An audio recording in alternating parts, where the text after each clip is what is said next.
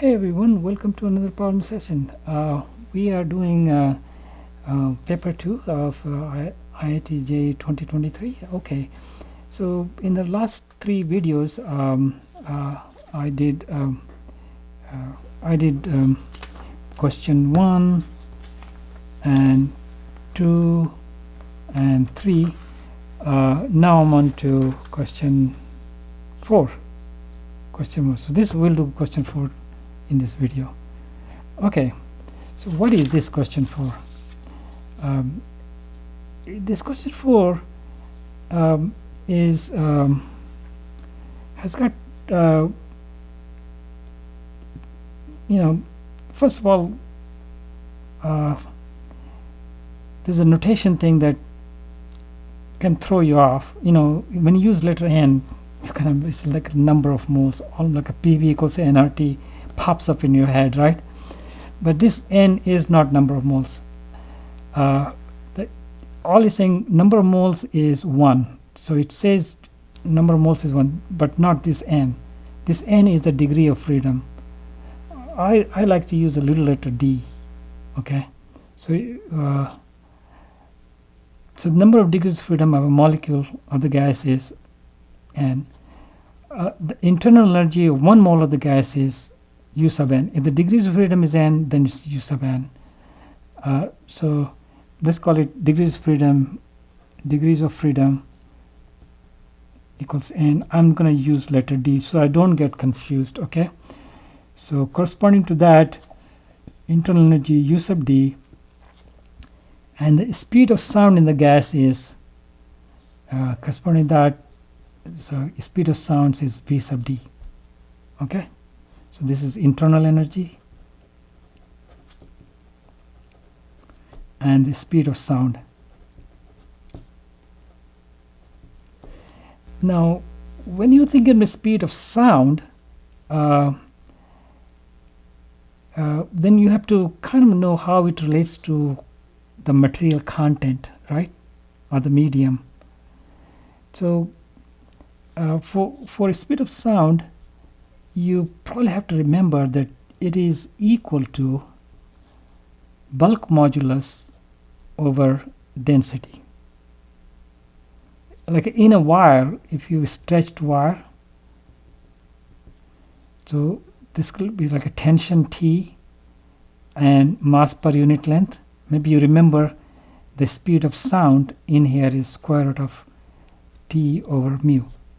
So mu goes in density and tension goes in bulk modulus. So this is bulk modulus.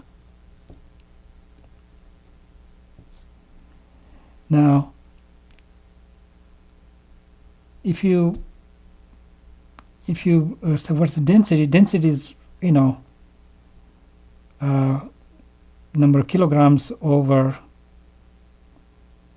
volume, right? Number of kilograms, which is, you can convert this to number of molecules per number of moles over volume. So you would convert like that, and you can actually say what's the this will go into some kind of PV or RT kind of thing. So this will go into number of mass over volume. Let's call it mass over volume.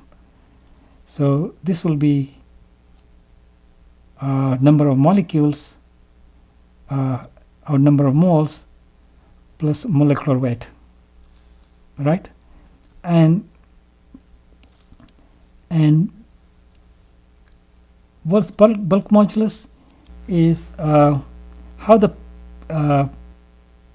pressure is changing with respect to volume. In sound, when it's traveling, the pressure and volume changes happen here adiabatically, because sound is too fast for the transfer of the heat between the regions of compression and rarefaction, right? So in this case, PB to the gamma is constant. And if you do the dp here, so it's the dp times v to the gamma plus p times gamma v to the gamma minus 1 dv, constant will be 0, and if you convert this get that over there, you say dp over dv minus v equals to gamma times p. So you can get from here to here. I just did it one step in my head, but so this equals to just gamma times pressure. So upshot of this thing is kind of a square root of gamma times all the other stuff that's more or less the same, plus let's call it a. So we will say v sub d is called square root of gamma d some constant a. I mean, I'm not going to worry about that, which is going to be independent of the degrees of freedom. Okay. How about u sub d? U sub d is just going to be d times half RT, like number of moles per mole. So this is independent of d, of degrees of freedom, which is independent of n in our case. So so I have to see that this is directly, but how does this relate to the d? So gamma of d is d plus 2 over d. So this is a is square root of d plus 2 over d. So we have a 3 in the problem. We have a 3, 6, 5, and 7. So if I say v3 is some a is square root of 5 over 3. v5 equals a square root of 7 over 5.